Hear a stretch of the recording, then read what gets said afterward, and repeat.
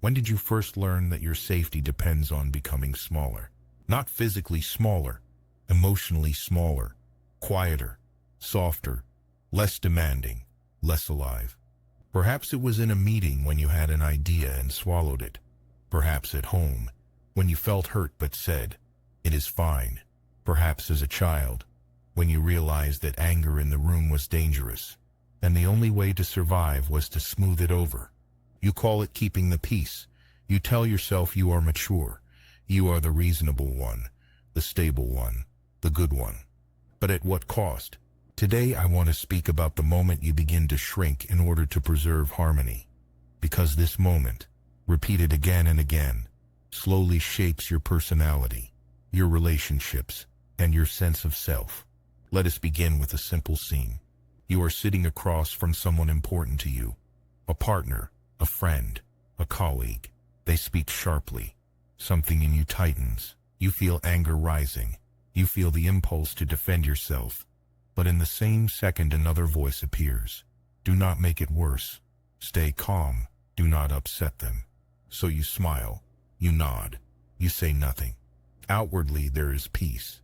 Inwardly there is a small fracture.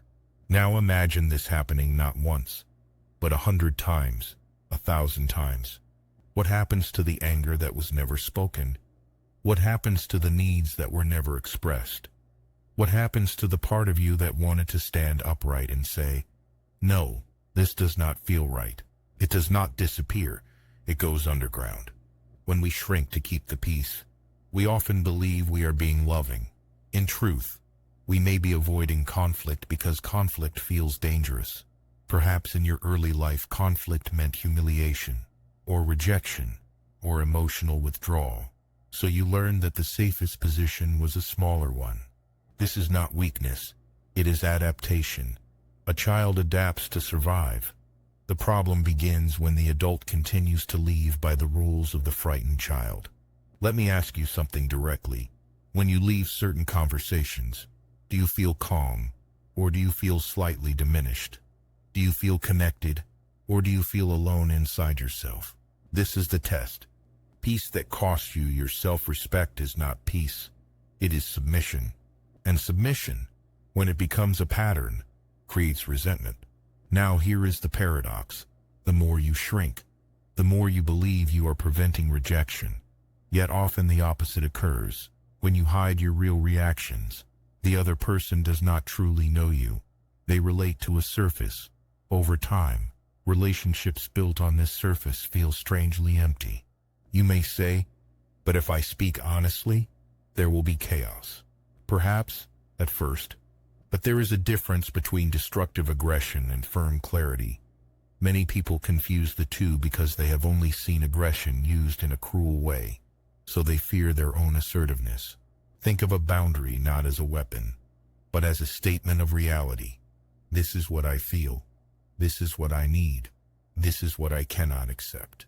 Simple sentences, calm tone, no drama, no attack. The fear you feel when imagining this is important.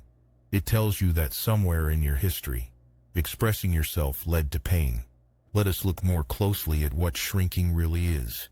It is the splitting of the self. One part of you feels anger, disappointment, desire. Another part says, "That is not allowed. Be agreeable, be pleasant, be safe." Over time, the agreeable part becomes dominant. The emotional part becomes hidden. But hidden does not mean gone. It may appear later as sudden outbursts, cold withdrawal, or even depression. Have you ever surprised yourself by overreacting to something small? That is often the return of everything you have been containing. So what is the alternative? The alternative is integration. To allow yourself to recognize that you can love someone and still disagree with them. You can value a relationship and still tolerate tension. You can remain connected while standing firm. This requires emotional strength, not loudness, strength. Here is a small exercise. The next time you feel the impulse to shrink, pause. Do not immediately smooth things over. Ask yourself, what am I feeling right now? Am I afraid of losing this person? Am I afraid of being seen as difficult? Notice the fear without obeying it. Then choose one honest sentence. Just one.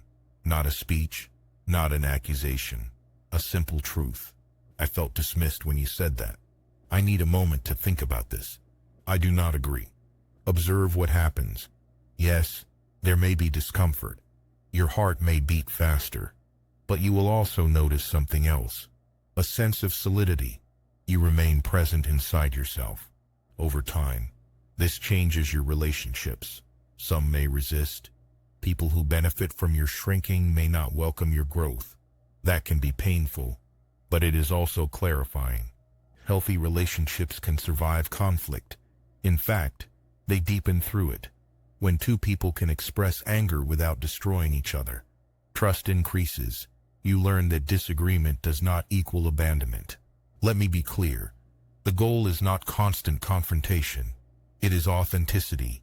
There are moments when silence is wise, but silence chosen freely is very different from silence imposed by fear. Ask yourself now, in which areas of your life are you living at half size? At work? In your family? With friends? And what would it mean to occupy your full space? This is not about becoming dominant. It is about becoming real.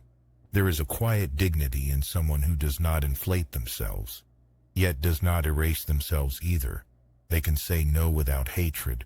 They can say yes without submission. If you recognize yourself in this pattern of shrinking, do not judge yourself. It was once your protection. Respect that, but also ask whether it still serves you. Growth often begins with discomfort. The first time you speak with clarity, you may tremble. The second time, less so. Gradually, the fear diminishes. What grows instead is a stable sense of identity. And when you no longer need to shrink to keep the peace, something remarkable happens.